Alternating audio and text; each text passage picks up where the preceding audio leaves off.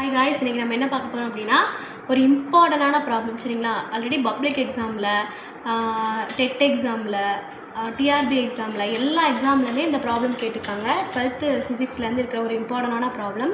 So நல்லா கவனிச்சுக்கோங்க. ஏதாவது டவுட்ஸ் இருந்ததுன்னா கமெண்ட் செக்ஷனில் கேளுங்க முடிச்சதுக்கப்புறம். சரிங்களா? ஓகே, கொஷின் படிக்கலாம். A sample of HCl gas is placed in a uniform electric field. சரிங்களா?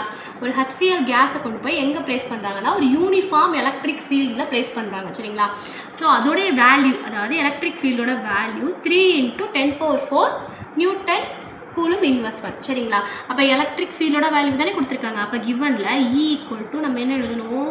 3 × 10⁴ NC இன்வர்ஸ் 1 அப்படின்னு எழுதிக்கும். சரிங்களா? நெக்ஸ்ட் பாருங்கள், இந்த dipole moment of each HCl molecule is. சரிங்களா? ஒரு HCl மாலிகுல்ஸே நம்ம கொண்டு போயிட்டு எலக்ட்ரிக் ஃபீல்டில் ப்ளேஸ் பண்ணதுக்கப்புறம் அதோட டைபோல் மொமெண்ட் எப்படி இருக்குது அப்படின்னா அதோடைய வேல்யூ எவ்வளோ சொல்கிறாங்க அப்படின்னா 3.4 × 10⁻30 கூலும் மீட்டர். சரிங்களா? அப்போ எலக்ட்ரிக் டைபோல் மொமெண்ட்னு நமக்கு என்ன தெரியும்? P. சரிங்களா? எலக்ட்ரிக் டைபோல் மொமெண்டோட சிம்பிள் என்னது? P. அப்போ P = 3.4 × 10⁻30 கூலும் மீட்டர். ஓகேவா?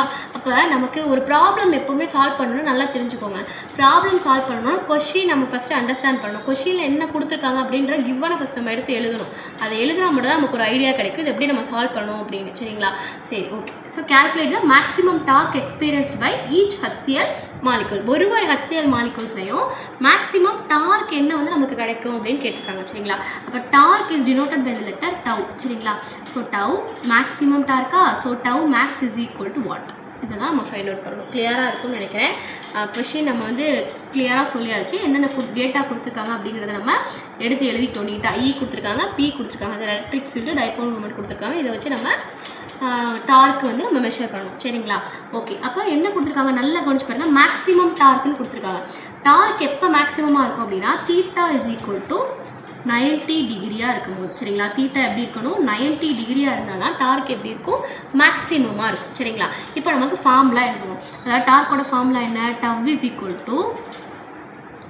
PE sin θ. சரிங்களா? டவ் என்னது?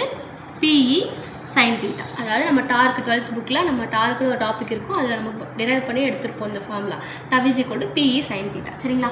Pயோட வேல்யூ என்ன கொடுத்துருக்காங்க இங்கே? 3.4 × 10⁻30 இன்ட்டு ஈயோட வேல்யூ என்ன கொடுத்துருக்காங்க?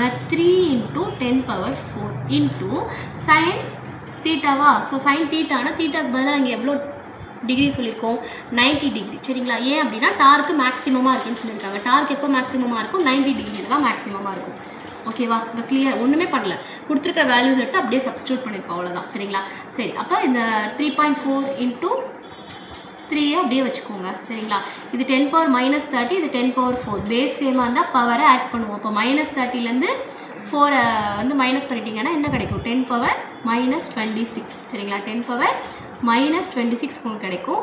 sin 90யோட வேல்யூ என்ன? 1. சரிங்களா? sin 90யோட வேல்யூ என்னது? 1. ஸோ மல்டிபிள் பண்ணுங்கள். 3.4 × 3 so 4 3s are 12. So 3 3s are 9 + 1 வந்து 10. அப்போ ஒரு டிஜிட் தள்ளி பாயிண்ட் இருக்கா? ஸோ 10.2 × 10⁻26 இன்ட்டு 1 என்னது? 10.2 × 10⁻26 தான். சரிங்களா? அப்போ டவ் மேக்ஸ் = 10.2 × 10⁻26. அப்போ SI யூனிட் எழுதணுமா? அப்போ இங்கே பாருங்கள், இது என்னது? Dipole moment. சரிங்களா? அப்போ டைபோல் மொமெண்ட்டோட SI யூனிட் இங்கே தான் நம்ம கொடுத்துருக்காங்களே, கூலும் மீட்டர். சரிங்களா? இது என்னது? Electric field. எலக்ட்ரிக் ஃபீல்டோட SI யூனிட் என்னது? NC inverse 1. NC inverse 1.